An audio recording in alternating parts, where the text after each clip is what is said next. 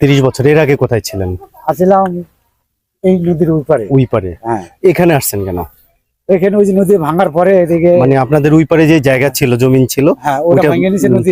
আচ্ছা আচ্ছা, তারপরে এখানে আসছেন। এখানে আসছি, এখান থেকে এখন ভাঙিয়ে এখন একবার ঠেকাই দিছে। মানে এটাও কিছুদিনের মধ্যে ভেঙে যেতে পারে। এখন আর উঠে গেছে, এখন পাড়া তো নাই গা। এখন ইচ্ছা করলে এখন ওই যে আতার পাড়া ধরে হুম হুম। ওইটা এখন আর একটু বাংলে ভারতের ভিতরে আসা হবে। ওই ক্যাম্পের মানুষ নাইলে নৌকাতে আসা যাওয়া করতে। তারপরে আপনারা কি করবেন যদি আবার যে সে এক চরে যাইতে হবে। এভাবেই চরে চরে জীবন কেটে কি যাচ্ছে? করবো, ক্যাশ না থাকলে তো থাকতেই হবে। আচ্ছা, আপনাদের বর্তমানে এই চরে আপনাদের অসুবিধা কি কি হয়? চিকিৎসা যেমন চিকিৎসা এখন হইলে কুষ্টিয়া যাইতে হয়, নাহলে বাগা, নাহলে রাজশাহী, নাহলে ঢাকা যাইতে হয়। ইমার্জেন্সি কোনো রোগী হলো তখন কি করেন? ইমার্জেন্সি রোগী হইলে ধরেন এই ধারে হোসেনাবাদী পাঠাইতে হয়, মোটরসাইকেলে তাড়াতাড়ি শর্টকাটে যায়। আর এখান থেকে নদী পার হইতে হয়, দেরি হয়ে যায়।